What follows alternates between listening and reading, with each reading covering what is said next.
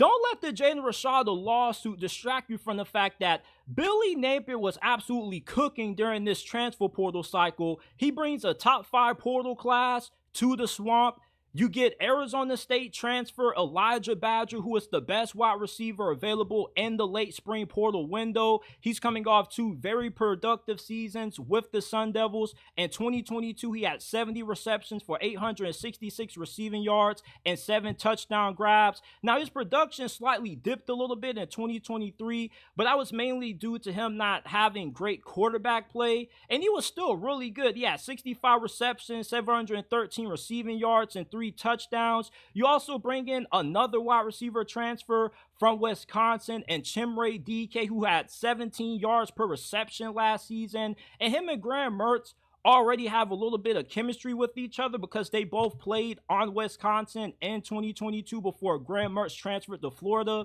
And with Chimray DK and Elijah Badger, pairing those guys up with your best returning wideout from last season and Eugene Wilson, not only do you have 3 quality wideouts as your starters, but you also have a lot of depth in your receiver room. And I think that Florida has one of the deepest wide receiver cores in the SEC coming into this season. Now, one of your biggest, most high-profile gets from this portal cycle was getting Jason Zandamela, who was the #1 ranked interior offensive lineman in the portal. He was the 2nd ranked offensive lineman overall this cycle behind Caden Proctor. Now, I don't expect this guy to play right away this season. He probably could use an added year of development to refine his skills, and he has 4 years of eligibility. And he initially arrived on campus at USC at the start of this year, but after 3 months and a few spring practices, he decided that he wanted to transfer because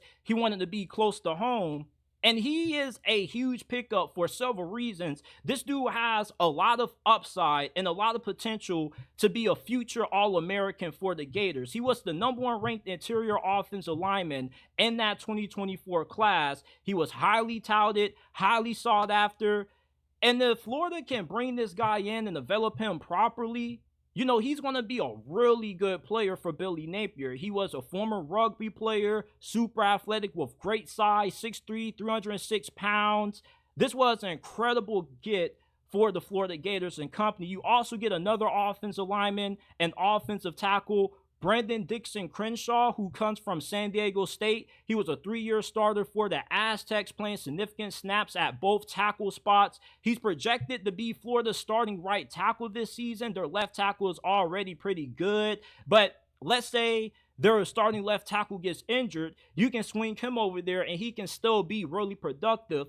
It's really hard to find offensive tackles that have played the amount of snaps that Brandon Dixon Crenshaw has at both tackle spots. So you essentially have a really good swing tackle. Now, on the defensive side of things, my favorite transfer that Florida got personally was defensive lineman Joey Slackman. Now, this guy was an absolute beast at the FCS level. He was the 3rd highest graded defensive lineman in all of FCS in 2023 by Pro Football Focus. He also was the 2023 Ivy League Defensive Player of the Year. He had 50 total tackles, 12 tackles for loss, and 4 total sacks as well. And he wasn't too shabby in 2022 also. 9.5 tackles for loss, 4 sacks. Joey Slackman is going to be an immediate upgrade from anybody that Florida had at that position last season, not only because he's going to be really good against the run, but also because he can get after the quarterback. And Florida lost their most productive pass rusher to Ole Miss in the portal. So bringing in Slackman is going to help Florida's defensive line improve in all areas that they struggled in last season. Now you get Grayson Howard, who is from your backyard. He played in Jacksonville for Andrew Jackson High School. He was at South Carolina, and he played in 11 games as a true freshman for the Gamecocks last year. 19 tackles. He had a tackle for loss and a forced fumble. He was the 9th ranked linebacker in this portal window. He was the 98th overall player in the transfer portal. And there are very high expectations for this guy, and rightfully so. He is very athletic, really violent. He's great against the run. Bringing in Grayson Howard and Joyce Slackman immediately is going to pay dividends for Florida's run defense, which was absolutely terrible last year. Plus, one of their best linebackers last season got his season cut short due to an injury. And once he got injured, that's when this run defense severely started to decline. Now, you also, in the secondary, get an impact guy in Isaiah Turner from the University of Washington. He follows new defensive back coach Will Harris to Gainesville. He's a multi-year starter. He missed a couple of games for the Huskies because of an injury, but when he was fully healthy in 2022, this dude was a stud. 52 tackles, 2 interceptions. He should be an immediate upgrade at that safety spot from whoever Florida had starting last year at that position. And I'm very excited to see how well he plays next to Jordan Castell, who was a SEC freshman of the year pick by them, or he was on the SEC all-freshman team last season. You also get another defensive back from Tulane and DJ Douglas. He initially started out as an Alabama commit, but when he transferred to Tulane, he really started to take off. He's a good tackler. Billy Napier, during spring practice, has praised his work ethic, his practice habits. And not only is he a really good tackler, but he has a really high football IQ, great instincts. And a big problem that I noticed with Florida's defense last season was that they gave up a lot of big plays because guys were out of position. They were blown coverages. So bringing in 2 experienced guys and DJ Douglas, who's projected to play the star position for you, and Isaiah Turner, who's going to be playing that other safety spot next to Jordan Castell, this secondary should be tremendously improved, at least on the back end of things. Cornerback still is a work in progress. You also got a couple of cornerback transfers. We already know the most noteworthy one was getting former Colorado corner Cormani McClain. He's coming in as a preferred walk-on. He's going to have to earn his scholarship. He's going to have to earn the role on the team. I still think that Cormani McClain has all the potential to develop into a really good corner. Let's not act like this dude is a complete scrub and he can't play. He has really good length. He is really athletic. And the reason I feel he didn't work out at Colorado was because he never should have went there in the first place. You see, my theory for why Cormani decided to flip from, Miami to Colorado was because his parents were in his ears and they were saying, bro, like, why wouldn't you want to play for Deion Sanders, who is a Hall of Famer, one of the greatest to ever play your position?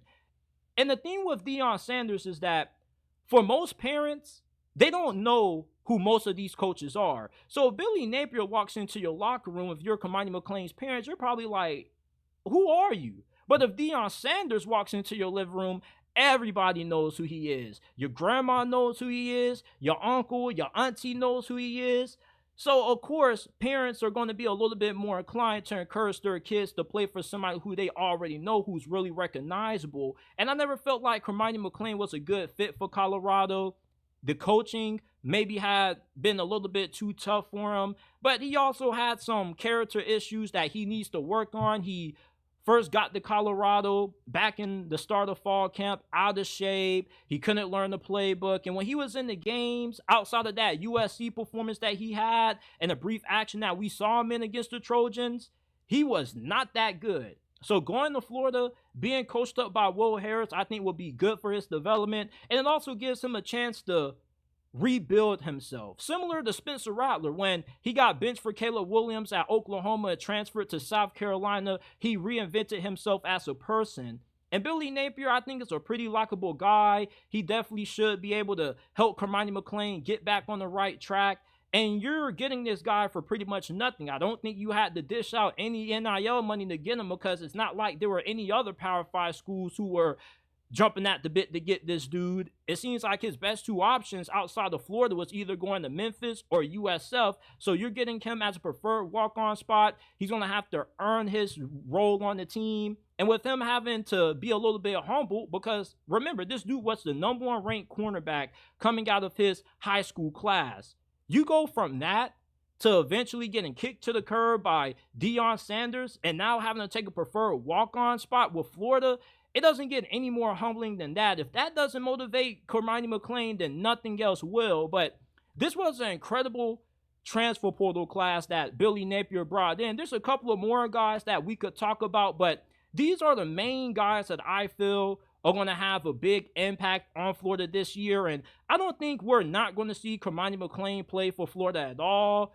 Injuries occur. Guys end up getting kicked off during the team for strange reasons throughout the season. So you never know, but I definitely feel him getting a change of scenery, going to Gainesville from Boulder is definitely going to be what he needs to get back in the right direction from a career standpoint.